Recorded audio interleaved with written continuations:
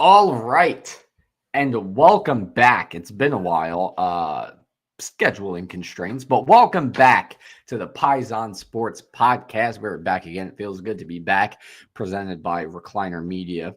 Dante DePlacido joined as always by Zach Deal of What's the Deal Sports. So I've got to ask, what's the deal with this second half offense? And, they've been good in second halves other times this season. The Rams game, the best example. But I mean, more so this past week. I mean, it seems like once they get a lead, they just, not that the players stop trying, but play calling wise, they just stop trying. I don't know what's going on with that. What's the deal with this offensive line? Cam Jurgens, how on earth did he make a Pro Bowl? It seems like every week there's a clip of his defender just blowing right past him, and it's definitely making the lives of the offense a bit more difficult, never mind the play calling. And what's the deal with Josh Allen? I said I wasn't going to do it. I'm going to do it anyway because Josh Allen, you fumbled the ball. You didn't chase after it. Instead, you started pointing, crying for a penalty or pleading your case for throwing the ball. How about you recover the ball and then plead your case so that if you don't win that plea, then at least your team still has the ball. And then you also took a Carson Wentz-esque sack to knock your team out of field goal range, and you missed the final throw of the game that would have won it. What's the deal with that? Also, what's the deal with the second half offense and the offensive line? Take a deep breath after that one. Man. Yeah, so I'm not sure what's going on in the second half with the offense. It seemed like they were up 13-0 for a very long period of time, and they kind of treated it as if they were up like 24-0, like they had exactly. Like a 3 or 4 possession lead, and they really took their foot off the brakes and off the gas. The same bread and butter that was obviously we talked about like them having identity issues like all season, not being able to run the ball or rush the passer.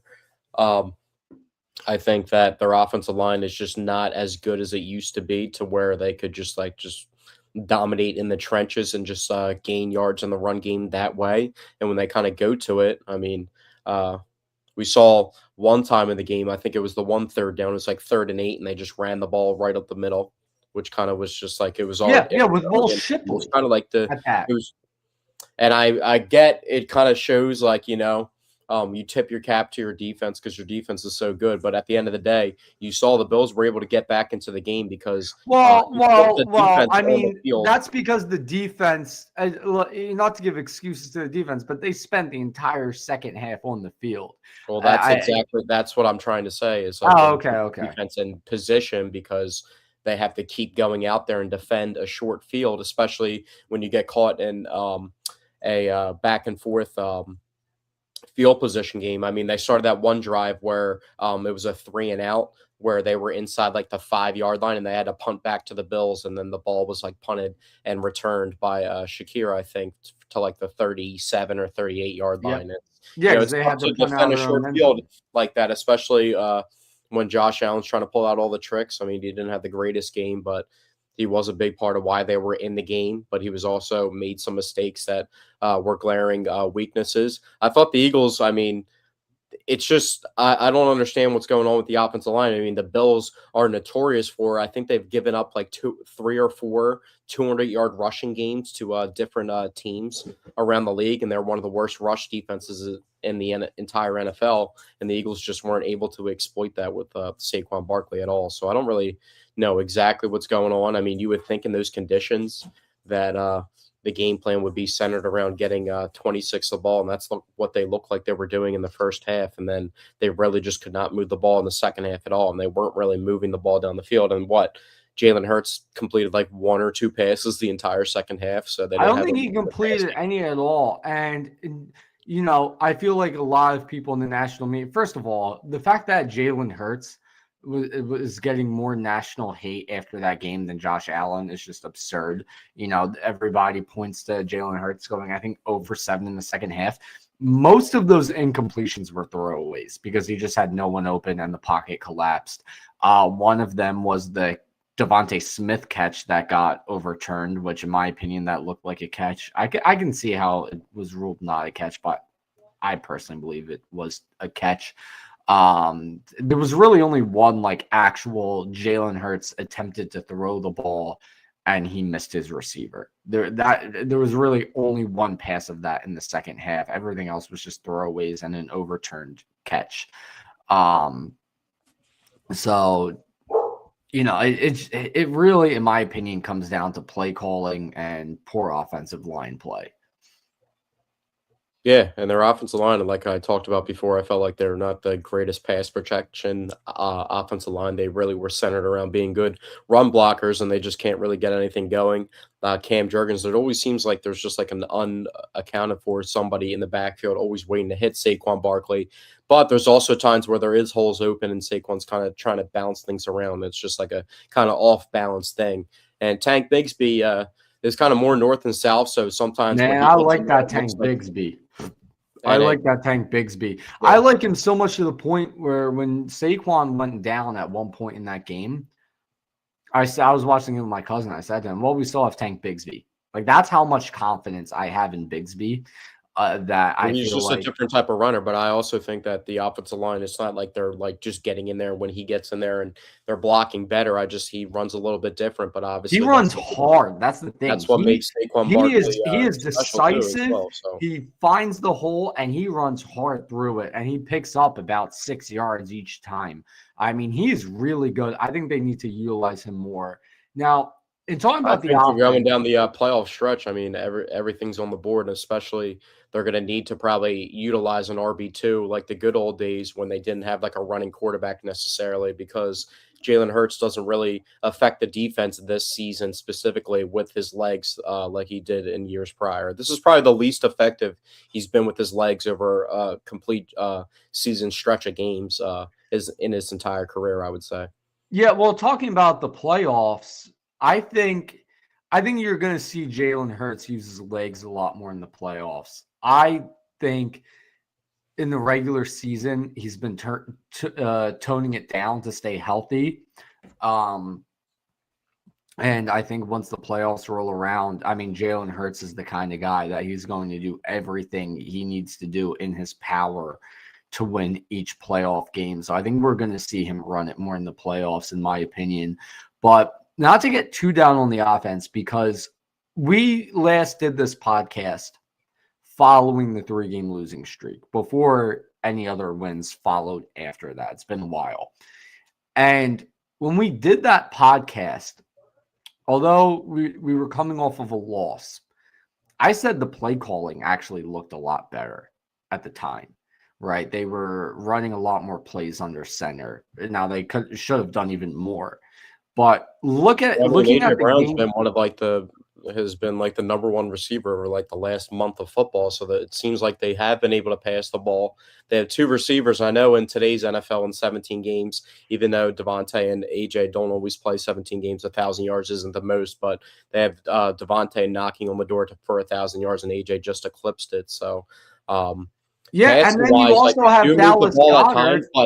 But the thing is, it's like it's in chunks. And then it just goes completely like a dry spell for a long period of time. Then it goes chunks again. Like there's just like it's like large sums of production in certain games, and then in other games, or even certain halves. And then in other halves, like the Rams game, they had nothing going in the first half at all, and then magically in the second half, he goes off for 3 touchdown passes, and then also they were passing the ball well in the rain in the beginning of the Bills game, and then it kind of just tailed off. Like vice versa in the game against the Cowboys when they were up 21-0 and then completely blew it. But what I was getting to is, since we last did this podcast, they've won 3 games in a row now, and the 2 games before this one, the offense looked terrific. And the play calling looked a lot better. I think Kevin, at this point, well, it's not really hard at all. We're not gonna, Yeah, no. I mean, listen, they're lesser opponents, but I'm not looking at the result of the plays. I'm looking at the plays that were called.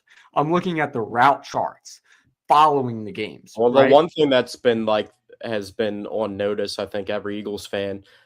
Everybody tried to act like Dallas Goedert wasn't important to this offense, and you see how big of a part he is. He's got 10 touchdowns this year. He's a huge part of the red zone offense, which, if I can finish my thought let me finish what I was going to say. Because I didn't get to finish what I was going to say. What I was going to say was as much negative as you can say about Kevin Petullo, to say some positive things about him. He's shown flashes this year where he can call a very efficient offense, right? So that gives me some confidence going into the playoffs where it's like, okay, if we can see the Kevin Petullo we see in this game, that game, then we're in good shape, right? So there is some confidence there. And additionally, and going back to Dallas Goedert, his red zone play calling has been really good throughout the entire season. I mean, when they're goal to go, I think they only failed to cash in one time the entire season. And he really knows how to get the ball to Dallas Goedert in the red zone, who now has a career high 10 touchdowns and an Eagles franchise record by a tight end of 10 touchdowns. Well, they're a good red zone efficient offense, but it's just hard for them to get down to the field because, I mean, we know what AJ and Devontae are able to do down the field in the passing game, but they just go really dry in the passing game at times. They actually pass the ball well from close inside the red zone. That's why Jalen has so many touchdown passes. And now, obviously, Dallas Goedert's been a part of a lot of that. So, but they can't run the ball inside the red zone either. So that's why they have been passing it besides like the tush push. So that's like what, that's another thing. The tush push has been highly ineffective this season. They've only converted on it, I think, 67% of the time. And it feels like half the time they get a false start penalty and they don't even actually end up running it. And it seems at this point I mean, there's been a lot of and one situations. I say and one because, 3rd and 1, 4th and 1, goal to go from the 1 yard line. There's been a lot of and one situations where they haven't even used the tush push because it's just been pretty ineffective this year. Well, teams are playing against it from other teams as well, and usually other teams like motion their tight ends like under center, and then he takes the snap, and it's like a 6'5", 250-pound dude. So defending it versus a guy like that, as opposed to Jalen Hurts, who's smaller, probably with the repetitions is what gets called up. But the Eagles currently sit as the 3 seed in the NFC right now. They have a chance to go up to the 2 seed if the Lions beat the Bears and the Eagles handle business and beat the Commanders. So that'll be something to look out for. Isn't it pretty crazy the 49ers are sneaking up on possibly being the 1 seed in the entire conference? That is pretty nuts. And I'm not really intimidated by them at all. I mean, I'm not really intimidated by any team in not just the NFC, but the entire NFL. I don't think there's any one team that's like, wow, this team. Yeah, but I'm not. But the way that I'm intimidated by the way that the Eagles' offense is playing. If they're going to play like, well, that. No, I'm saying put the Eagles aside. Just looking at the NFL currently, as like let's say you're a fan of the Jaguars and you're looking at the NFL. It just doesn't look like there is one single. Yeah, but you can't lie to yourself and say that there's 2 teams that can go like the offense can completely have the cords ripped out of the outlet and just complete dryness, and that's probably the Chicago Bears and the Philadelphia Eagles. Like where the offense, no other team's offense at times looks the way that the Chicago Bears and the Philadelphia Eagles. I will say, a lot of the playoff teams, their offense looked really bad against the Eagles' defense. So it's not the Eagles deep. Yeah, but you can't always trust the defense to go out there because they're going to have a lot. Well, no, I'm saying other offenses have the capability of going completely dry because they've done it. We've seen it firsthand against the Eagles. Yeah, defense. But we're talking about the Bears and the Eagles like do it on numerous occasions, regardless of opponent. Like the Eagles and Bears have done it versus numerous different teams, and then the Bears pull it out, the magic trick out of the hat, which I don't know if they can keep that going. But I do like the roster. It's pretty crazy. The receivers all have like 60-something catches or all have like mid-40s catches for 600 and something yards. There's like 4 different guys with mid-40 catches for 600 something yards on the Bears. So they spread the ball around, but their defense hasn't been completely healthy, but they have a good roster. So we'll see. But I mean, I trust the Eagles more than the Bears. I'm just saying. Absolutely. I mean, don't the see Eagles two are a other team teams. The Eagles are a team that have been there before. They've been there twice. They've proven 2 different seasons in the past 4. I'll say 4 because this playoff hasn't happened yet. They've proven, so half the time they've been in the playoffs, they've proven they can run the Yeah, I'll give gauntlet them and get to the the upper Super hand, but Bowl. I'm definitely Whereas the Bears, they're a young new team. That's not a team you can necessarily trust in the playoffs. And I think you can say that as well about a team like the Seattle Seahawks. Can you trust Sam Darnold in the playoffs? I don't know. So, and that partially, and then there's other teams that they've shown you that you can't trust them in the playoffs, like the Buffalo Bills or the Detroit Lions. So there's a well, the lot of Lions teams aren't in the mix. I'm sorry. The Lions are eliminated. Oh, whatever. But point is, there are teams they got eliminated. Really, I forgot all about that. But yeah, there are teams that just have a history Yeah, of I mean, failing in but the playoffs. it's definitely I just don't want to go into the playoffs like beat up on the Commanders, whose their defense sucks too, and then you beat up on the Raiders, but like versus the Bills, we had serious issues in the second half. I just want to make sure that the offense looks good because they're obviously going to have to go the route. We know that they're going to have to play 4 games to win the Super Bowl if that's what it's going to take. And I know the defense. I trust the defense a lot, and I trust the players on the offense. It's just this year we can't rely on like obviously every year it's like, oh, the offensive line is at least like the strong point, and then we have the skill position players to make the plays. We just have to like get on the same page. But this year it's like there's issues in every department of the offense. That's why it's like our star running back who came off like a ridiculous year last year doesn't have 1,000 yards rushing. You know what I mean? We're having issues in multiple different departments. So but I feel like they can make a more asserted effort to get the ball to Saquon Barkley because, Kevin Batula is trying to put his spell on the offense. And one way is just to get the ball regardless of how. I mean, you see these other teams that we don't really ever – I mean, we probably the least of any team in the league get the ball into our receivers' hands in like a running way, which isn't a bad thing. It's not like I think like a reverse. Well, I think it's the Brian Johnson PTSD. I think it's look at all the wide receiver screens that didn't work in 2023, and let's throw the ball Well, I down. like that. It's a different offense. We had the guys. We never have been good like under the Nick Sirianni regime with the pass game, and I always like when the offense flourishes. I mean, it's all the little stuff that like the Andy Reid childhood offense used to be able to flourish on, like having a good, really talented running back that's able to catch the ball in the backfield and run the ball, which we have a guy that can do that. I mean, he had 91 catches as a rookie. He's able to do those things. I mean, we could get the ball in more creative ways also with our receivers.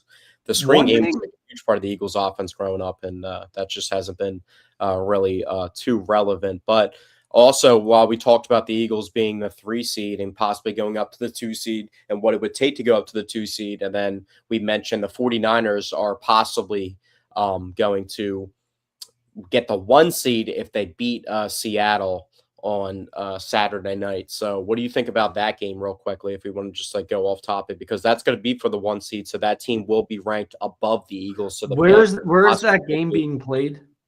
I'm almost sure. I want to say Seattle.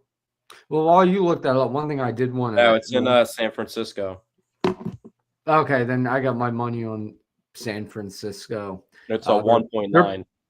They're picking up steam, and the only way I would put my money on Seattle is if they had the advantage of CenturyLink Field. So with that being said, I got my money on San Francisco, but that's a team that doesn't scare me in the playoffs either. I mean, we've dominated them in the playoffs. That's just a team that's like, regardless of how they come at you, they are kind of scary because like I'm not a Brock Purdy fan by any means, but the one thing about him is like he'll throw a pick 6 on the first play of the game, and then he'll come back and throw for like 3 touchdowns though, because he has really good skill position players and he is a decent quarterback. It's not like he's horrible. He's just listen, in like 2022, he's turnover prone though. That's the one thing about. Hold on. In 2022, if you would have asked me, I would have said Brock Purdy is not a good quarterback, and he just looks good because of the offense he's surrounded with. Now I'm going to say Brock Purdy's a pretty good quarterback. I actually think he's very good. I'm not scared of them. I want to talk about what our expectations are for the Eagles in the playoffs. And one thing I want to say is I have so much confidence in this defense that even with the worries with the offense, I think we have that level of defense that even if the offense struggles a bit in the playoffs, I think our defense can dominate to the point where we can still get tough wins. I mean, you look at teams in Yeah, the but does it past. scare you that like we don't have the threat like before?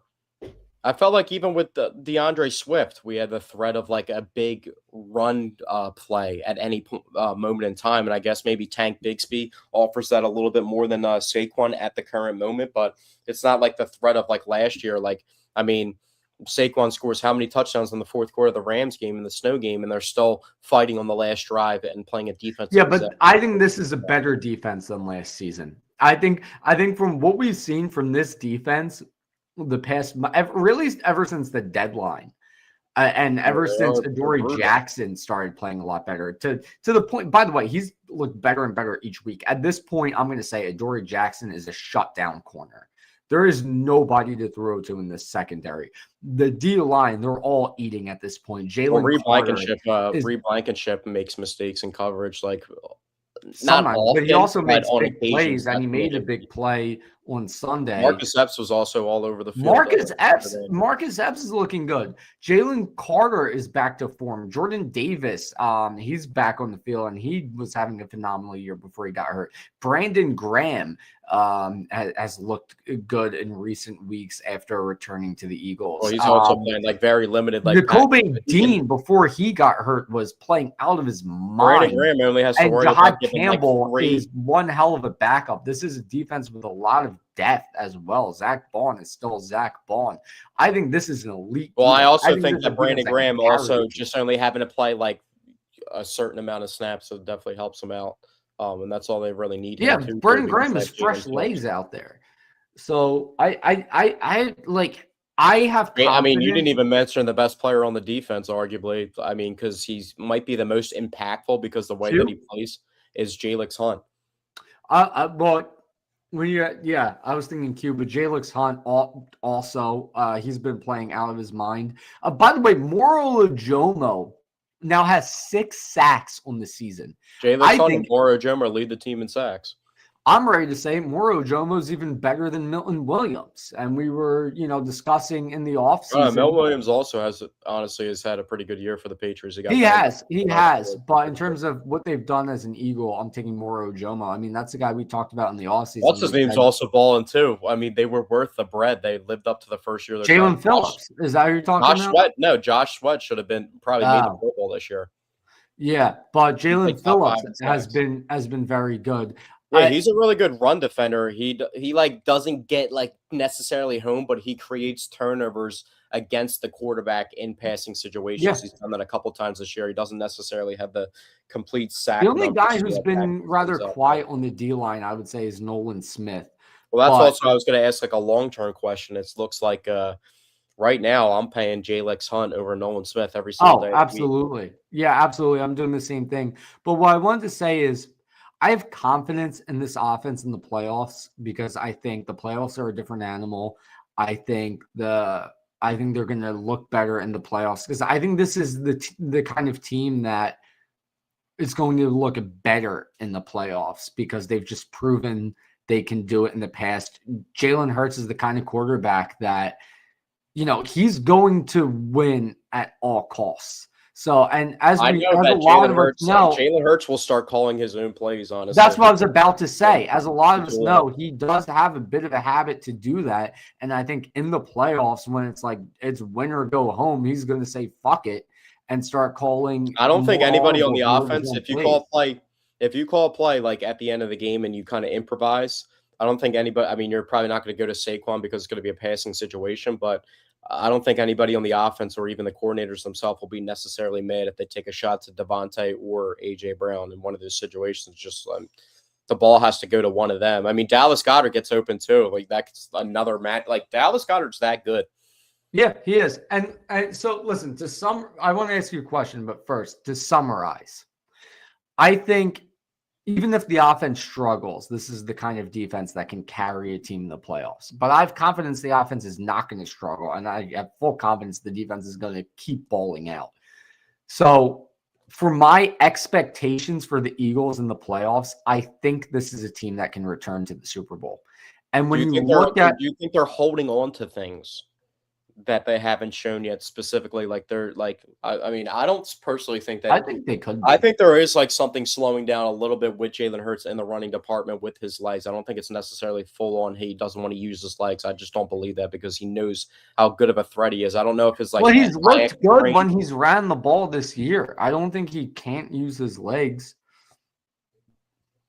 He just doesn't look to do it as often, and like when he struggles in the passing department, I feel like that's where he used to do that, and he's not making up for the void of when they're struggling in the passing game to use his legs to combat it. So that's what kind of tricks me. But I mean, I don't know if they're using some different type, holding some I don't even know. Like I don't know what they would be trying to hold aces up their sleeve because they kind of made it a little bit sketchy for the end of the season. But they're in a good position now. But the offense, I mean, at the end of the day, I always lean towards the offense being able to get it done because of the players that they have and being able to Yeah. do it before. But you can't just keep saying like, oh, I think they're going to show up in the playoffs when they have really big dry spells at times. And like their defense can make other offenses look dry at times. But I mean, those offenses, there's a lot of good offenses in the NFL right now. There's a lot of talented players. There's a lot of good There is, offenses. but there's a lot of good offenses that this defense has made look silly this year. I think this is a truly elite defense. Okay, we can I keep going think back to that, but we're not going to trust the defense to just shut down every single opponent because that's not how it goes. I mean, I remember by experience when I was, rooting for Joe Flacco to win his first Super Bowl, they had four of the greatest defensive players of all time on their defense, and they were allowing 38 points every single time, and I was bugging every I'm not single time. listen, I'm not saying I'd be shocked if this defense doesn't shut down everybody in the playoffs. No, it is the playoffs. I understand that. But I'm saying this is an elite defense that has the capabilities of shutting down elite offenses. And this is an offense that has the capabilities of putting up a lot of points. This is a team as a whole that has the capabilities of beating all of the top tier teams, Yeah, especially in the 100%. I mean, playoffs. that's just how a lot of the teams in the NFC, I think it's a pretty even matched way when you look at it from either side of it. And, I'll put my money Yeah, on but the Eagles only every time, one of but these NFC teams has proven in recent years that they're capable of getting it done on the biggest stage. I mean, who was the last NFC team that won the Super Bowl besides the Eagles? I mean, it's been I mean, Matt Stafford has done it and they have a really good roster. yeah, and that was a while ago. And that was with the Triple Crown winning Cooper Cup. Puka Nacua is better than Cooper Kupp ever was. Puka Guaranteed. Nacua is pretty good. I will give you that. And so is Kyron Williams. Devontae Adams is better than Puka But that's Nacua. also a Rams team that this Eagles team has beaten 3 times in a row. I know, but we took one. That's a game that's hard to grade, though. Like, I love that win. That's one of the best wins in the franchise history. But it's also a game where, I mean, it's just mass hysteria, and it just comes down to a blocked kick at the end of the game. And I mean, they blocked a kick yesterday too. And I'll always put my money on the Eagles, but I think the Rams are the team that I keep envisioning that's going to give that it would probably come down to where that would be the Well, top. yeah, listen, if That's the why Eagles it's beat the important Rams in because the playoffs, Rams I right think now. that's a game that Do you know might what come down seed to the the Rams final are play. But currently? I have confidence in the Eagles beating them. What's Do you that? know what seed the Rams are currently? Are they? They're not still the 1 seed, are they? No. No, we just talked about the Seattle and the 40. We just spent time talking about. I know. I'm just saying. I know they're not the 1 seed anymore. Yeah, so they're the 6th seed, so the Eagles will play Hello. them in the first round. So that's not ideal. And at the link, it's ideal, but yeah, and it would be at the link, but we still have a chance at the 2 seed. The other thing I wanted to say is I don't care about excluding 1980 because we weren't around in 1980. But when you look at all the Eagles teams that have made the Super Bowl and you look at what their chances were of returning to the Super Bowl the following year, I think this is the best chance they've had at returning the following year. 2023 was a disaster at the end. 2018, it took them catching lightning in the ball at the end of the year to make it to the playoffs, and then lightning in a bottle against the Bears to win that game. And 2005 was just a mess with the whole Donovan McNabb why am I blanking on his name? Terrell Owens situation. So I think this is the best chance they've had at returning to the Super Bowl the following year that they've ever had. Yeah, I mean, some of the heavyweights have been eliminated too, so they won't have to play the Chiefs again, who are a wild card. They also were a team where they could go completely sporadically dry and then appear out of nowhere, and obviously had the pedigree of being champions. So we'll see who comes out of the AFC, the NFC. I mean, if we're gonna break it down, like the Rams obviously are the team that I'm gonna pull up the playoff picture bracket right now.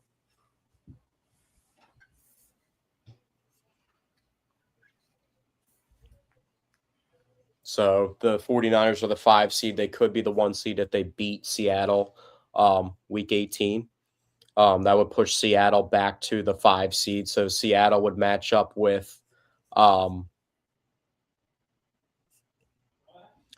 the winner of the NFC South. What do we think about that game real quickly? Who do we think is coming out of the shitty NFC South? Because that's a team that gives the Eagles trouble too. Like if the Bucs can get healthy and on point, I mean, I think their defense is horrible right now, and they have a defensive-minded coach. I think if they lose this game, Todd Bowles is probably out as their coach. But who do you think wins? Because weren't you were kind of a Bryce Young guy a little bit, weren't you? No. No, I think I drafted him in fantasy going into a second year because I thought he could maybe take that second year leap that we've seen a lot of quarterbacks take. But I've never been like, oh yeah, Bryce Young. He's not a bad player. He makes plays No, in he's big not. moments, and that receiver that they drafted, Tedero McMillan from Arizona, is an absolute beast. So their roster's good. Their defense is pretty good too. They have Joe Horn's son. They have what's his name on the defensive line as well, Derek Brown Jr. They're getting contributions from numerous different people. And I feel like they're a team that's kind of scary, but like, can the Bucs really play down their competition and not win the NFC South? I mean, then the Bucs will win the NFC South if they win Week 18 with an 8-9 record. But at the end of the day, I mean, Mike Evans is getting healthy. They've dealt with a lot of injuries. But what do you think about that game? Yeah. Sorry, I had an important text that came through. Which game is that again? Bucs Panthers. Bucs Panthers. Where is it being played?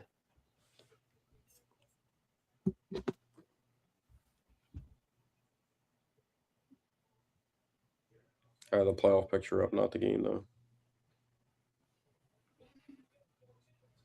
Bucs Panthers. Where is that game at?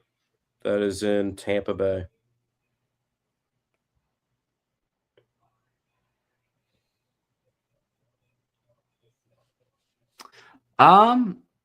Yeah, I'm gonna go. I don't know. The Bucs have. I don't know. That's a tough one. You know the Bucs record since the last 8 games, I think it is 1-7. They haven't been that great, have they? 1-7 in the past 8 games.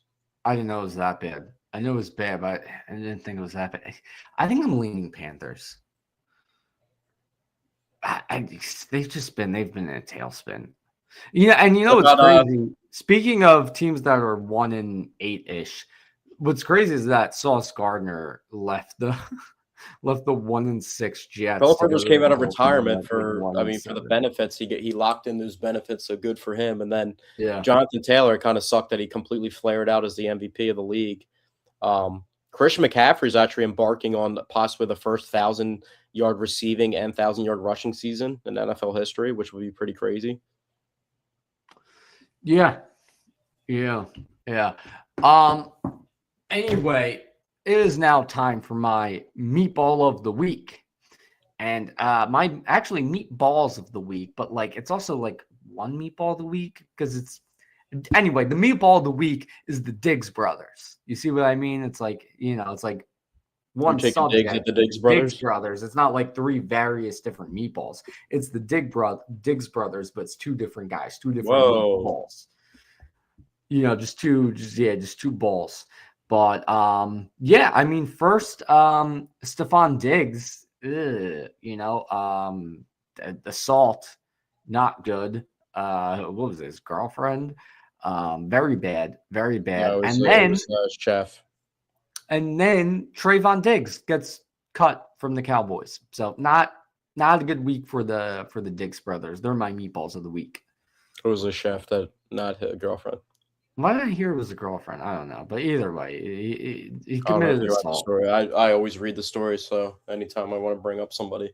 But yeah, that's pretty funny that Trevon Diggs, was cut. Everybody talked about him, him and Deron Bland picking off passes and them intercepting the ball, but not actually being good cornerbacks in general because they're only good in zone coverage, but they get cooked in man coverage. But yeah, the Cowboys were getting a lot of hype.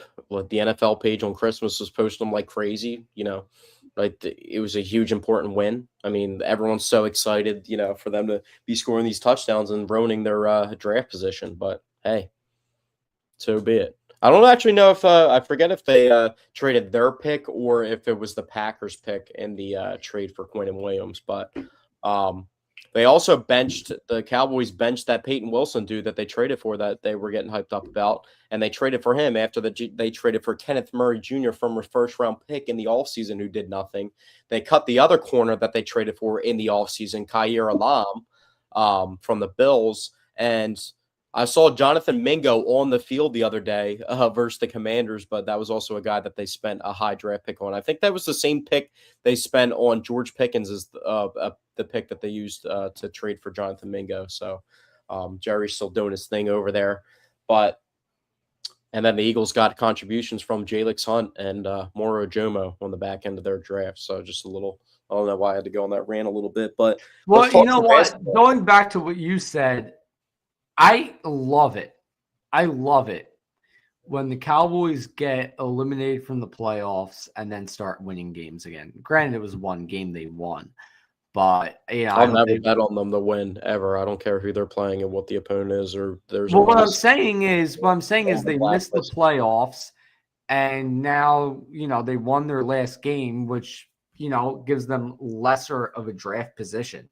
I mean, this is kind of how it played out last year, where they missed the playoffs and finished with a mediocre record and had a mediocre selection in the draft. And I hope that continues. I don't want to see the Cowboys ever have like a 2-win season and get a top 3 pick. I like them missing the playoffs, but being middle of the pack and getting a mid-first round pick. I don't think they'll ever allow a coach to finish the season get out of a season like with 2 wins. Like they would definitely fire them, and like that would be standard for. That's one thing I guess I don't even know if I'm tipping my cap to that, but I will say Jerry Jones won't allow them to be like that bottom basement bad. Like they don't really have. But you know what? That's a good thing, though. That is a good thing because an owner that allows his team to be bottom of the barrel, that means that's an owner that will tank to improve the roster. Who else does that? Who else does that? What other team does that? To become a great team when you're stuck in mediocrity. What other team does that? The Cowboys continue to stay stuck in mediocrity. What other team does that too? It's like they're like the AFC version of the Cowboys.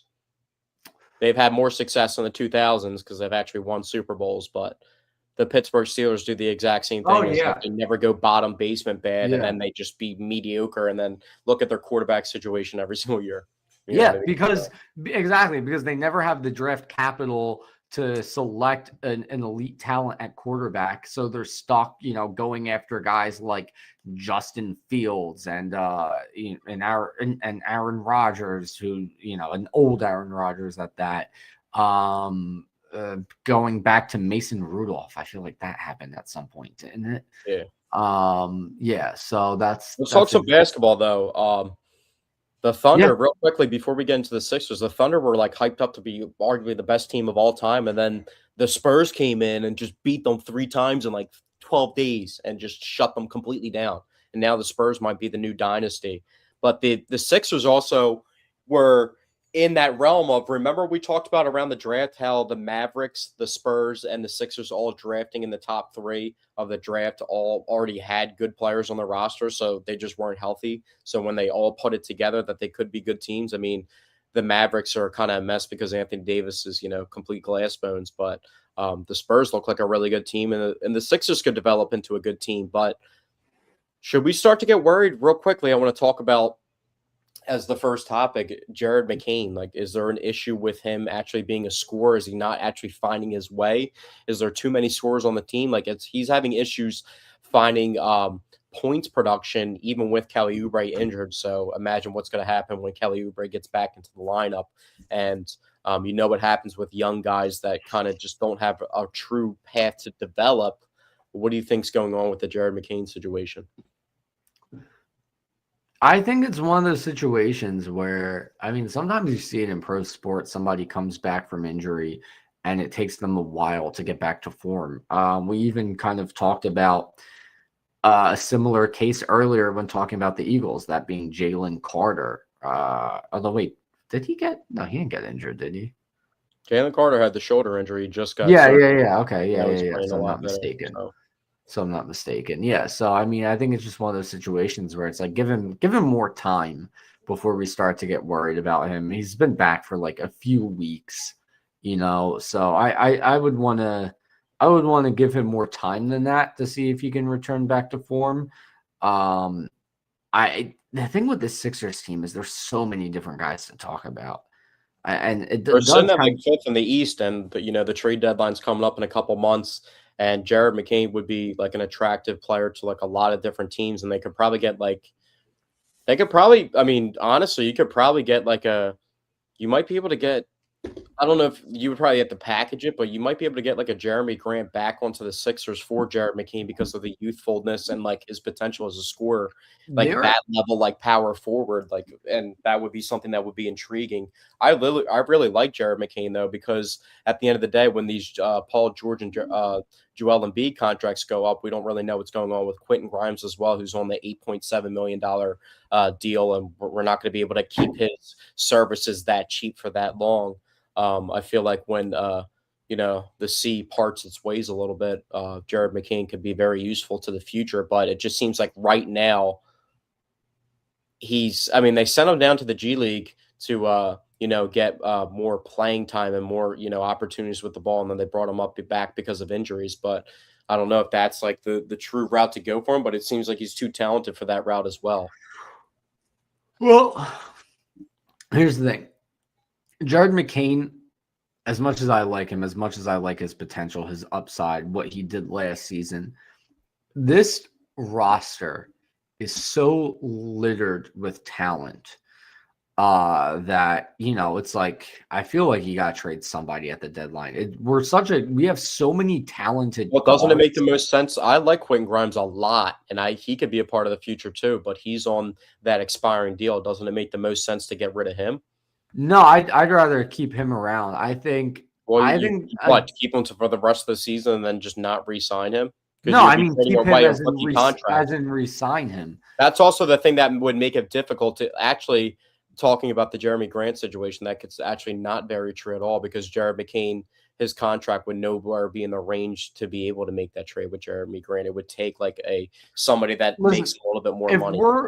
Listen, in terms of trading guys away, depending on the return, I wouldn't be upset with trading Grimes, McCain, or Oubre. And I say depending on the return, because I wouldn't want to see Grimes go unless we got something really good for him, because Quentin You're getting Grimes more is for Quentin huge for Grimes this than team. Kelly Oubre. But that's the thing. If you get rid of Grimes, you can possibly look for Jared McCain to replace that role.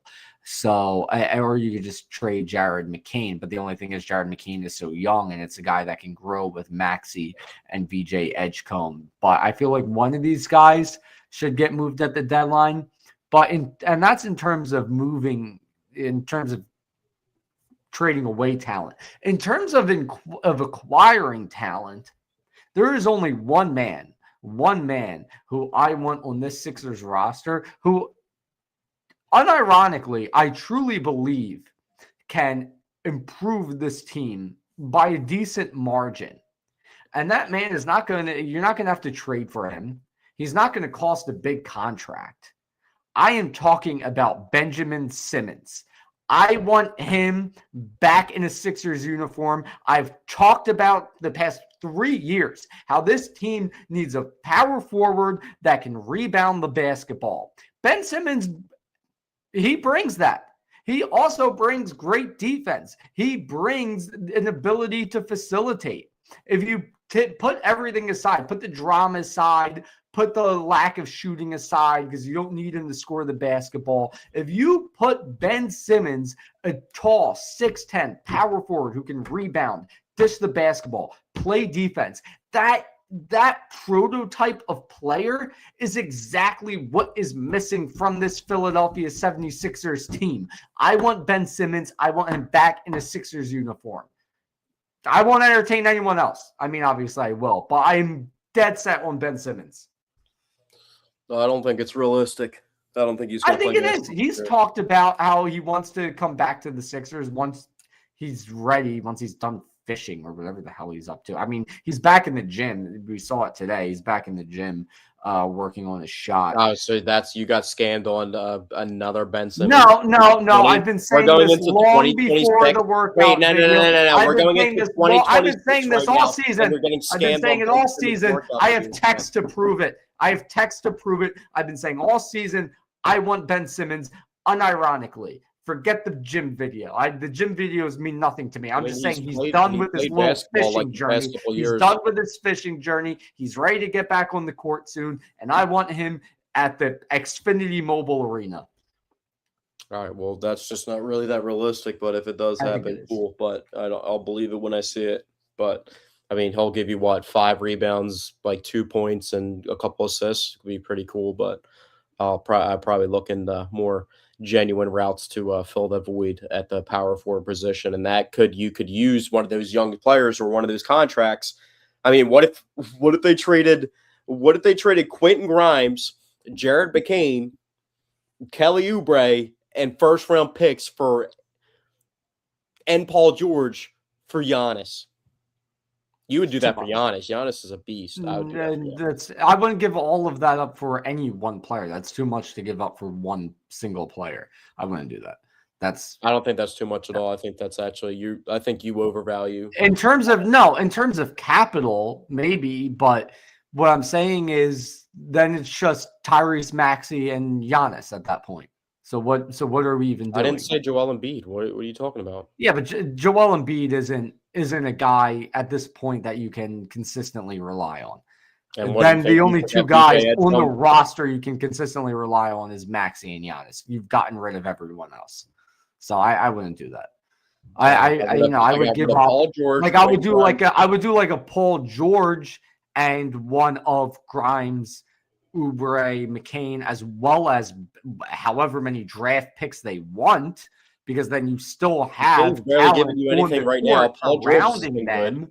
But I wouldn't give up the entire roster for one guy. And now you've gone from, a team that just needs one player to a team that now has that one player, but now you need everything else again. So that just feels like taking one step forward and 2 steps back. I think they would be so good on defense if they did that. But that kind of obviously is that's just one great defender. You've gotten rid of everyone else. I forget VJ Edgecombe's on the. I forgot. You got VJ. I don't know. I don't like that trade. I would give them 10 draft picks and the two players that I mentioned before I give up so many players that now you're depth. I don't know. They draft pretty well, so I don't know if I would do that. But no, I wouldn't do that. But no, because we're also talking about giving them draft picks as well. So now you have no draft capital, no money, nothing. You're just stuck with Maxey, Edgecombe, and Giannis with no supporting cast. What about Kyle Kuzma as a 4? I would like to bring in Kyle Kuzma as a 4. I would love. The guy I've been wanting this whole time has been Larry Markkinen. I mean, that has been my ideal guy. Well, you're gonna have to give up a lot for him because he's one of the better players in the NBA. Yeah, no, I'd give up a lot for him, but I mean, like I mentioned, I'm not giving up the entire supporting cast of the roster. To make any big deal for the Sixers, they would have to give up Joel Embiid or Paul George contract. That's what I'm saying. I'll give up Paul George. I'm not giving up the entire supporting cast. Paul George has played pretty well, honhonestly. I mean, not up to his contract. But I would definitely put him in a trade for Giannis. You just said you would do that. Now, what are we doing here? What are we doing? Giannis and Lauri Markkinen are 2 different tiers of players. Lauri Markkinen is a great player. Giannis is one of the greatest players of all time. But and that's why I'm saying I don't mind giving up a ton of capital to get him, but I'm not giving up the entire supporting cast, because then what's the point? When you have a great nucleus of elite talent, you need a great supporting cast around them. So to give up the supporting cast to get them on the roster, it just feels like taking one step forward and two steps back. And you could make the argument saying, well, it's harder to get the elite talent, so bring in the elite talent and then get the supporting cast, which 5 years ago, I would have agreed with that. But I've seen this team multiple times give up a supporting cast to bring in elite talent and then fail to bring in a new supporting cast. I saw it when they brought in Jimmy Butler and Tobias Harris. I saw it when they brought in James Harden. They have a lot more depth in this situation than they've had in years past to like make those trades like actually feel fun. That's when we're talking about getting rid of that depth is my point. For what? We're talking about unloading for like that's like a massive trade you make for one of the 3 best players in the entire NBA. That's what we're and I think that type of move is a mistake. Because I think in the NBA, you need to have a great supporting cast. I don't like the idea of not. I would trade Quentin Grimes, Jared McCain, and Paul George, and multiple first-round picks for Giannis guaranteed. And I think everybody would. Wait, say that again. I would trade Jared McCain, Paul George, and Quentin Grimes, and first-round picks for Giannis guaranteed. And I think the Sixers would do in a heartbeat if they got asked if they wanted to do that. I mean, and if like you were tripping about Kelly Oubre getting thrown in, yeah, you also included Kelly Oubre in that originally. Dude, it's Kelly Oubre, bro. Like, bro, yeah, there's literally 5 minutes. That's 4 significant role players now. You don't watch enough of the NBA to know there's like 5'10" dudes that are a little bit taller than us that are undrafted, dropping 20 points a night for like the Dallas Mavericks right now in the NBA. I've watched enough of the NBA to see when teams have given up a ton for a star player and it not panning out. I mean, look at the we haven't even talked about you. Look at the Phoenix Suns when they were like a perennial finals contender for a few years, and then they gave up everything to bring in Kevin Durant. And then they did that again to bring in Bradley Beal. And how did that? Well, the Bradley Beal's what did not well at all. That panned out very poorly. The Bradley Beal is what did them in. They gave him the contracts, what did them in. But they really traded an old Chris Paul to get Bradley Beal, who was actually good at the time. But it was the contract and the no trade clause that really did them in. It's the stipulations. I just don't like the idea, just in general, of giving up almost your entire roster to bring in one star player. I think it just doesn't typically work in the NBA. I think I more so value a team that meshes well together, that is well constructed. I think that brings more success than just jamming stars onto a roster. I think they need to figure out something though, because they have different. I think they need to figure out something though, because they have like so many different people and so many different timelines. That's what like the issue. But that's what I mean. That's why, like, I think the best course of action, like I said, I think this is a team that's too guard heavy. There's a plethora of great talent at the guard position. You don't need all of that. What you do need is a significant power forward. That's why I think the best course of action is to trade 1, maybe 2 of those guys to bring in somebody significant at the power forward position. I think that would create a perfectly constructed roster.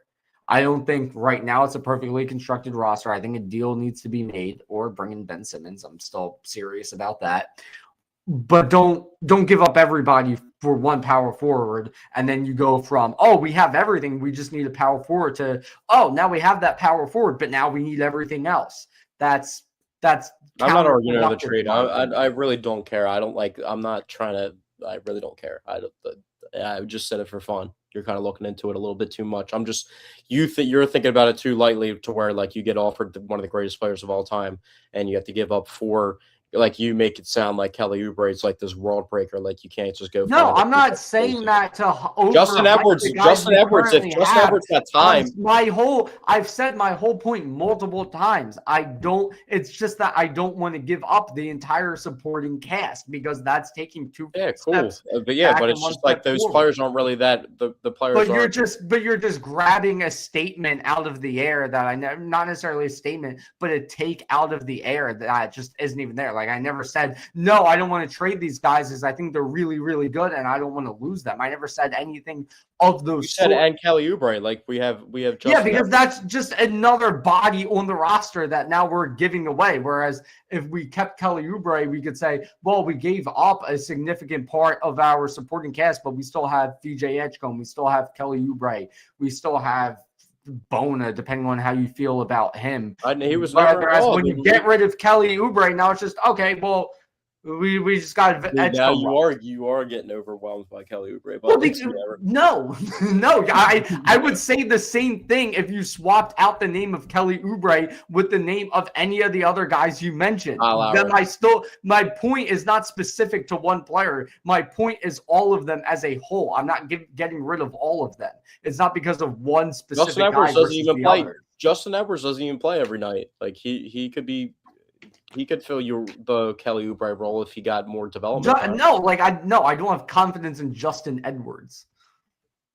He doesn't consistently play enough to be graded out, but I mean, like you can always he doesn't consistently play enough for a reason, in my opinion. I don't think he's that good. I'm not relying on Justin Edwards to be one of my role players in the playoffs. That's the exact kind of situation I'm looking to avoid. Then it's just the 2018 to 2019 Sixers again, where it's like you had that great starting five, and then the guys off the bench you had were James Ennis and Mike Scott and whoever their backup. Mike Scott hit a game-winning shot in the playoffs for us. What do you mean? That's one shot. That's one shot. It's not. He was a good role player, but he wasn't. Name other players that have made big shot. Like Marco Bellinelli had a game-winning shot for them too. And are we to act like Marco Bellinelli is a great role player? He did very good shooting the three. Bro, you have Giannis on the team. I don't care about arguing about it. I really don't care. But that's what I mean. This is a situation where you said you're worried the about we could have said a few years ago. We could have said a few years ago. We don't have a great supporting cast, but we have James Harden. How did that work out? We could have said we don't have a great supporting cast, but we have Jimmy Butler. How did that work out? So Giannis in the playoffs, he would be playing like 42 minutes a game. And I heard the similar argument about how many minutes a game Ben Simmons would have been playing in 2018, 2019 about James Harden in the playoffs. Ben Simmons has never sniffed the level of how good Giannis is. But my point is, I've heard all the arguments before about why it's good to have a great nucleus and you don't need a great supporting cast. I've heard it all before. I've heard, well, the starters are going to play more minutes in the playoffs. I've heard, well, you're going to add a better supporting cast down the line. And all roads have led to a second round exit. That's where all roads have led to. So I've seen it all before. I've heard it all before, and I'm not sold on the idea. Okay. I was just bringing it up as, that's just like a possibility if they wanted to get a big star. You still would like to get Lauri Markkanen, which is kind of just, hypocritical statement if you don't want to go out and like. Well, no, like I said, I would give up two guys and a first. Well, you would just get outbid. For Lauri Markkanen, losing one player or two is not getting rid of your entire supporting cast. You're just not going to get Lauri Markkanen for that. He averages like 28 points. Then I won't take him. What I'm saying is, I said he was my ideal guy. Right. So I would, if two players and 3 first-round picks isn't enough to get Lauri Markkanen, which I believe it is, if we're talking about 3 first-round picks, like I said, I don't care about the picks. I care about who's currently on the team. So if 2 players and 3 first, or even 4 first isn't enough to get Lauri Markkanen, then in that case, I don't want him. But what if the Bucks came to you and they offered you that for Giannis, or they said, if you don't take this, we're trading him to the Spurs and he's teaming up with Wemby and Dylan Harper and Stephon If Castle. we were a team And then you that, just know that they turned into the next dynasty because yeah, Wemby with listen, Giannis would be a complete if wrap. we were the kind of team that had serious finals aspirations, then I would have some qualms about that. But in the case of the 76ers, Well, I like, don't even think like Tyrese Maxey is on the same timeline as VJ Edgecombe. That's what's like weird. And Quentin Grimes might be on the same timeline as Tyrese Maxey, but are you going to re-sign him? And then Jared McCain's like having stunts in his development, and then Paul George and Joel Embiid are on the same timeline, but they also are both injury prone. So it's like you just got like a groupings of all this talent, and they're all kind of on like 4 to 5 to 6 different timelines. I mean, Kyle Lowry's like on the brink of retirement, so it's like we're that's yeah. where So I mean, it sounds like you're making an argument. I mean, not to say that you that's actually kind of like are, how but the the Dallas things Mavericks you're are having the currently same issue. saying, are things that would lead to somebody saying this is a team that you need to, this needs to be a young building team, not necessarily rebuilding, but this is a team that you got Well, I to. definitely don't want to get rid of. Yeah. Well, from what I'm saying, I'm kind of insisting that. I mean, I don't want to get rid of Tyrese Maxey or VJ Edgecombe, obviously. So it's kind of like, we didn't kind of expect to be in the third overall pick spot with Joel Embiid and Paul George contracts on the books, but that's the position that they're in. So it's kind of put them in a weird spell. And then you got Jared McCain, who you hit on, who wasn't expected to be, um, or that pick slotation wasn't expected to have the potential that he potentially has. So, and then Quentin Grimes, that trade last year when everything was going bad, was like your one bright spot. And then he's like somebody that you kind of, an asset you kind of want to hold on to. And if you do get rid of him, you do want to get something for a return as opposed to just letting him walk. And you're kind of at like a point where 8.7, this is the last time you're going to be able to have him at this number. But what do you actually do for him? Because he does play a big role. Because you said like earlier, I like Jared McCain a lot, but like Jared McCain couldn't just come in and fill Quentin Grimes' spot because Quentin Grimes like guards the 1, 2, and the 3, and he's 6'5". Jared McCain's not that and is not that defensive player. Well, yeah, I mean, and then that's an argument to hold on to Quentin Grimes and possibly trade Jared McCain. I mean, of course, when I refer I'm to saying Jared like, what McCain do you filling do? Grimes' Like, role, I mean offensively. But like what do you, like? Would you feel comfortable with them giving a big contract to Quentin Grimes? yeah, no, I think I would. I mean, assuming that you're not gonna stick with Joel Embiid and Paul George long term. Like, if you want to transition into a young and up and coming team with Tyrese Maxey as the player you're building around, then He's yeah, already locked in, obviously, on his deal. Obviously, well, yeah, no, I mean, yeah, no, obviously the Tyrese Maxey aspect of what I just said is locked in. But I mean, if you want to say, okay, let's fully just become a young team with Tyrese Maxey as our star player and get rid of the old with Joel Embiid and Paul George, then yeah, you definitely, in my opinion, keep Quentin Grimes long I don't think term. Joel's going. I mean, I think just Paul George will. Maybe they'll try and move on from him, depending on like. I mean, who knows? Like, we don't know like how because VJ Edgecomb's not a scorer right now, and he's kind of very inefficient as a scorer of recent. And he even said that the team already has developed really good scorers, so he's kind of playing his part and remaining aggressive. But we don't know when his like complete progression uptick, how fast he will become an offensive player to the point where they might feel like they're ready to actually truly compete with Tyrese Maxey and VJ Edgecombe as their backcourt. And then how they Well, set that's the things thing. That's the thing. It's VJ's rookie year. I don't look I think at Joel Embiid is going to retire a Sixer. I don't look at VJ's lack of production offensively at the moment as an indication on, what kind of player VJ Edgecombe is going to be in the league. I think him, Maxey, and Grimes can be, an elite trio for years to come with, Grimes as the sixth man off the bench. I think that can be, the nucleus to this hypothetical young and up and coming team that if they decide to go that route. In terms of like what the Sixers should do moving forward, I mean, if you're looking at, what they should do the rest of this year, I think get rid of one or two guys to bring in a competent power forward. In terms You of try what to to like, do, I mean, you also have to ask yourself if you try to actually compete because you're not going to have Jason Tatum and Tyrese Halliburton hurt every single year at the Well, top. that's what I was gonna get to next. Is then you see how this team how it plays out with this team the rest of the season, and then based off that, you decide what you want to do moving forward. If you think, if it goes very well the rest of the year, and let's say Joel and PG spend more time on the court and they make not like a deep playoff run, but a convincing playoff run that says, run it back next year with a non-rookie VJ Edgecombe and whoever this new power forward is, and maybe they can make a deep playoff run. Then you do that.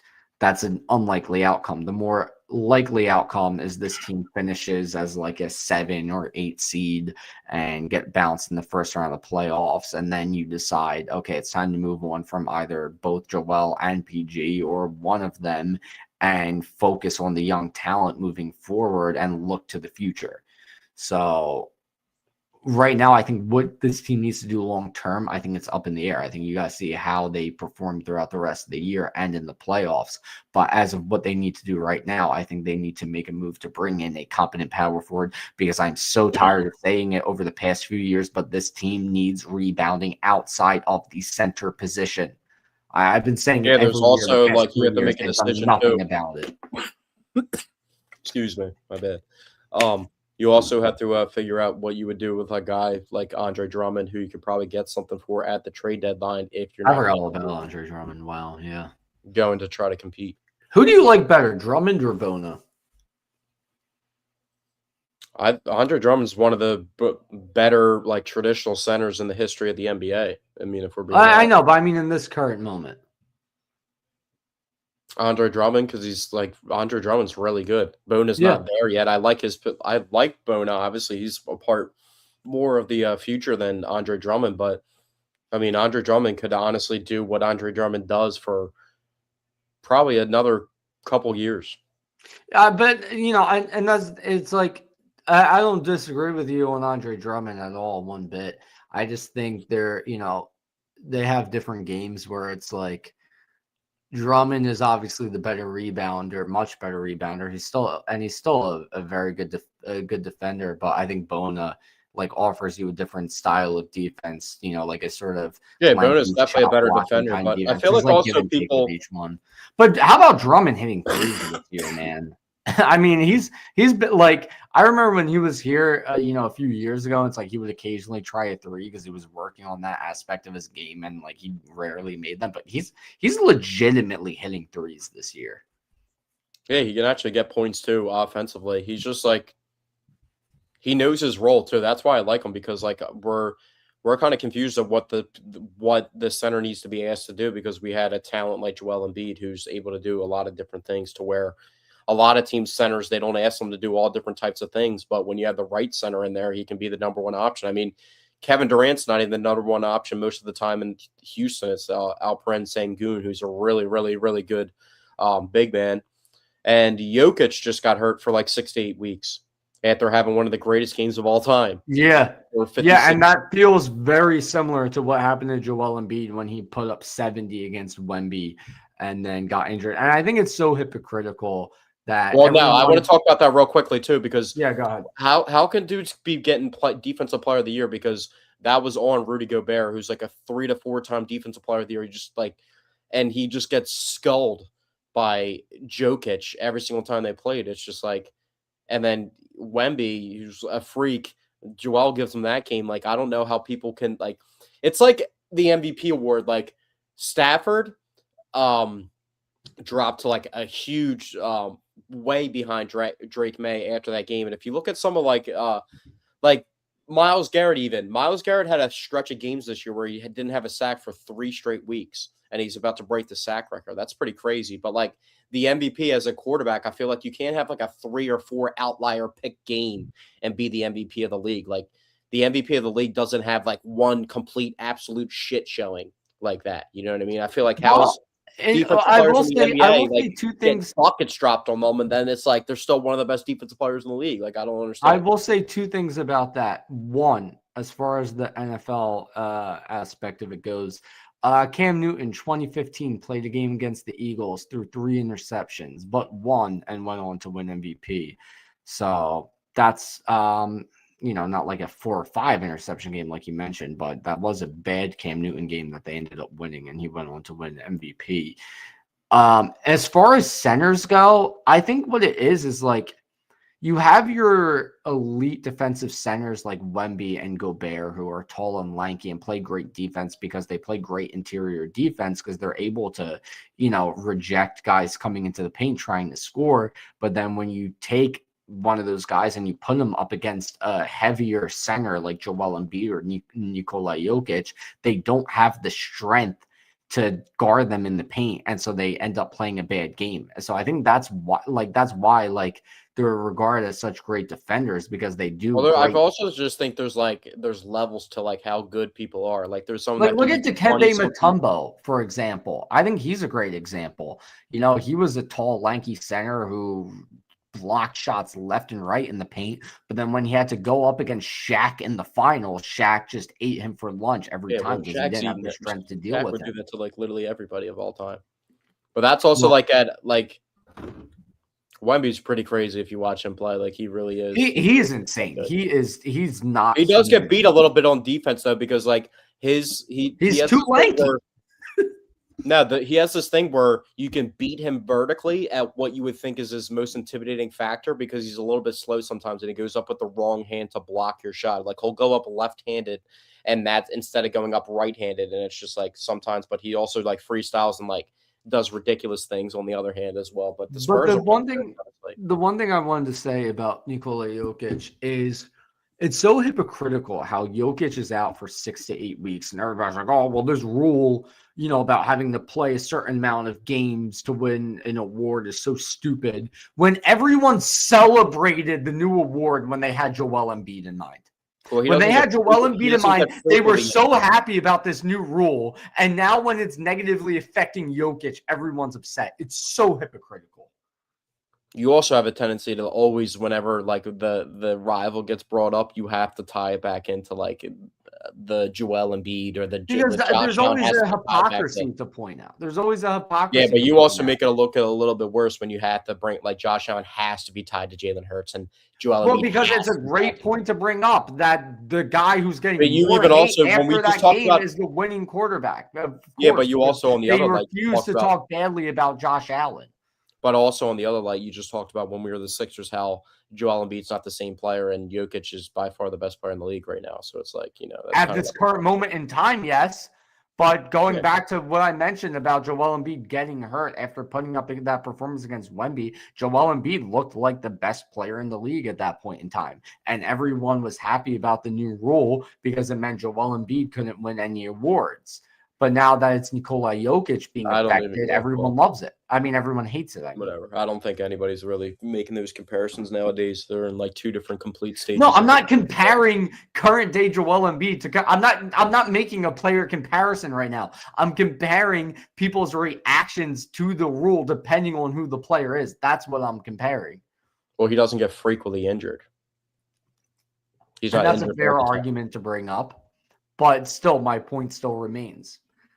I love Joel Embiid. He's my favorite player, but I'm just saying that's why because Joel's always injured, and this was the freak time that Jokic actually got injured after never. Yeah, but it goes to an old saying: you reap what you sow. But let's talk about the Phillies real quickly before we get out of here. JT, what are we doing? What Bryce Harper? Not elite, wearing the shirt, batting cage. Looked like he had a little bit of. He's starting to get on my nerves. He's starting to get on my nerves. It's if you're doing that after the 2022 and 2023 season, great. But with the struggles in the playoffs since then, and you haven't stepped up like you did in the other seasons, and with the fan base now growing frustrated that we haven't made a deep playoff run since that disaster in the NLCS in 2023, it's just shut up and going back to whoever said that in basketball, just shut up and swing the bat, honestly. What about have we talked about Matt Strom getting traded? We haven't. We have not talked about that. He kind of No, dumped him no, off we for. did. Didn't we? No, I I'm don't pretty think sure we we did did. on the last podcast. I don't know if we did or not, but yeah, he got I dumped think off so. for another lower level reliever. But I mean, he was also starting to become unreliable himself, and that was a contract Yeah. that they had to get out of there. So new beginnings. Jose Alvarado accepted that contract too, so I guess they'll have him back. I'm really excited for Duran and Alvarado to be able to come I in. am very excited for Duran Alvarado. I'm excited. I'm not excited about a lot of things next season. I'll tell you the things I am excited about. I'm excited about another year of Schwarbombs. I'm excited about Duran Alvarado and Kirkering because I still love Kirkering. I'm As much, excited. it's not.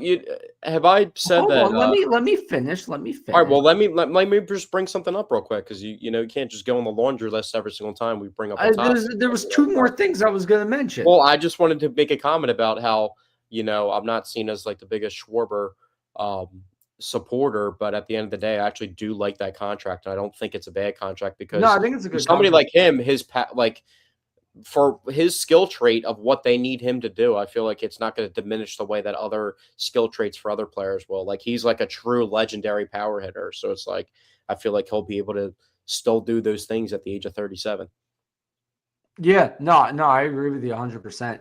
But the two other things I'm excited for is the All-Star game and Home Run Derby in Philly, mainly the Home Run Derby. I don't care as much about the All-Star game and the Field of Dreams game.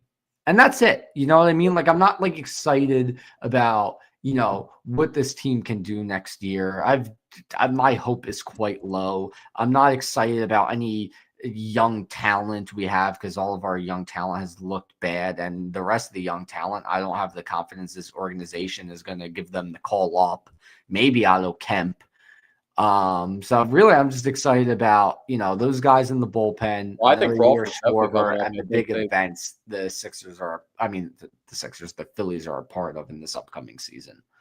Yeah, we got Adolis Garcia, also somebody that's performed huge on the big stage, so maybe that helps. They try to get presence of like high level players, but this is the first time I feel like they seek somebody that still currently is somewhat in their prime and has had like big moments in the playoffs, maybe being able to contribute.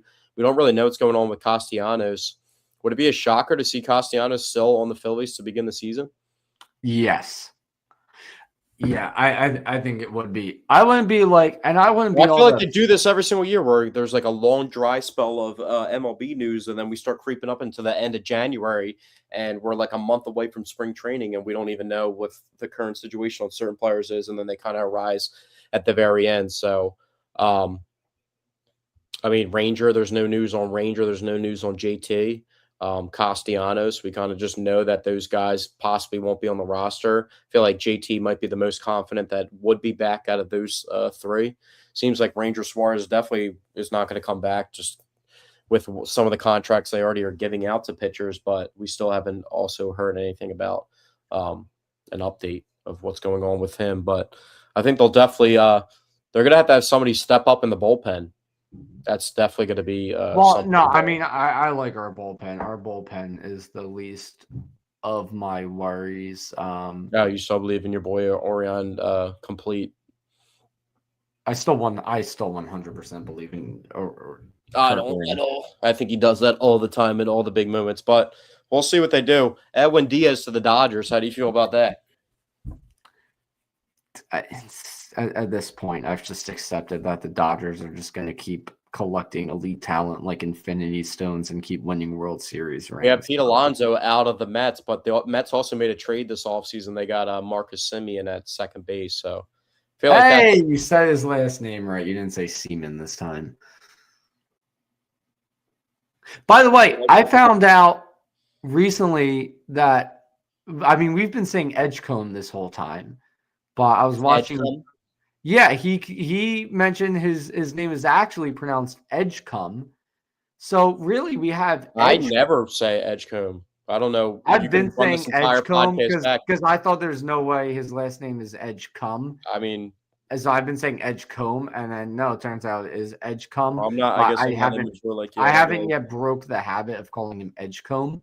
But we have Edgecombe and Bona.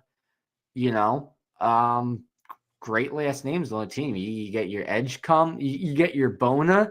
Once you get Bona, then you get Edgecombe. That doesn't even register to my brain when I hear his name. I just think about the third. It wouldn't register to my name either, to my brain either, if not for Edgecombe. It's like Edgecombe. Well, we also got Bona. So you get the Bona, and then you get the Edgecombe. All right, well, thank you guys for tuning in to episode 125 of the Paisan Sports Podcast. We'll see where the Eagles' seeding ends up after this week of football. The Sixers got a couple games on their slate, so we'll see if they can improve their 16-14 record, get inside that top 4, heading into 2026. Actually, before we get out of here, so this could be our last podcast of 2025. Let's bring up some of our favorite moments from our sports teams. Obviously, the Eagles hoisted the Lombardi Trophy in February. We had the dagger. We had the snow playoff game from the Eagles just in 2025 specifically. Obviously, really, all you can look at is the playoff games that took. It's exciting. The Sixers had a top 3 pick in the draft. Honestly, don't underrate that. You get that, but it's other than the Eagles. It's been not good. Sixers landed the 3rd overall pick in the draft, so that was pretty exciting. We got a player, not the player that we asked for, but a player that we found to. The Union choked on the big playoffs fans of once again, so that was a positive thing. The Phillies won the division, and the Phillies kept Rob Thompson, which is another tragedy. Yeah, they just completely ran it back, and that's the last news that we've heard from them. And then now our star players beefing with the GM. Yeah, I'm so sick of this fucking Phillies team at this point. But yeah, to recap 2025, we won the Lombardi. We got the 3rd pick for the Sixers, and that's been it. Not to say like it's been a bad year. I'll take all the other teams not winning a single game if it means the Eagles hoist the Lombardi. I'm thrilled on 2025 as a whole because of it. But I feel like there's not like a ton of like great memories to look back on. It's the Lombardi. They don't win another game, says the guy who said that he'd rather the Phillies win the next championship than the Eagles. Yeah, that would be my. I would rather that. That was my. I would rather that happen. But if you said, or alternatively, if that doesn't happen, your only other option is the Eagles win the Super Bowl, but all the other teams don't win a single game. I would say, yeah, I'll also take that. If you asked me that specific question that I just recited back to you, I would actually say that I want the Sixers to win the next Philadelphia championship just to get it out of the way because they probably have the longest shot. If you ask me now who I would rather win the next championship, it's not the Phillies because I'm just so frustrated with them. It's like I don't even fucking care at this point. It's the Eagles. At this point, it's the Eagles. Run it back. What I want to see the most is the Eagles win back-to-back. It's a bit greedy. I would go Eagles first, Sixers second.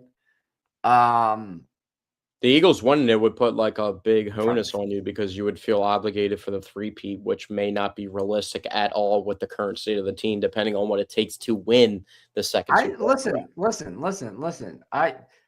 I would be thrilled with them just going back to back without 3-peating. I don't care about the 3. I would, and if we end up going back to back, I would love a 3-peat, but I'd be thrilled with them just going back to back.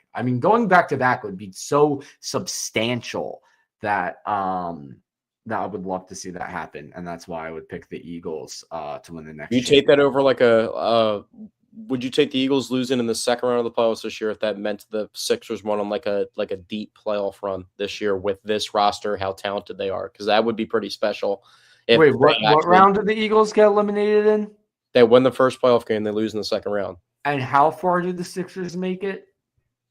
Like, dude, I think the Sixers, like, if things went right and they put themselves in position, they actually would have a chance to win the championship with the players on their team. If you're saying Eagles lose in the second round, the Sixers win the finals, sure, I'll take that. I don't know, win the finals. Because that means one of the teams wins a ring. I'll always be happy with the ring, no matter where we get it from. So, yeah, I would definitely take that. If you say they get eliminated in the second round and the Sixers make the finals, I still might take that. If it's Honestly, a competitive because that final would build series, so much if it's a momentum for the future competitive of the final Sixers. series, I think I'd take that. If it's like a 6 or 7 game series, and there are Oh, no, I some couldn't take a great 7-game moments. loss. I would take a 6-game loss, but like a 7-game loss is tough because that's like you're right there. Yeah, that is true. Okay, but thank you guys for tuning in to episode 125 of the Paisan Sports Podcast. We'll be back in 2026 for episode 126 of the Paisan Sports Podcast. See you guys then.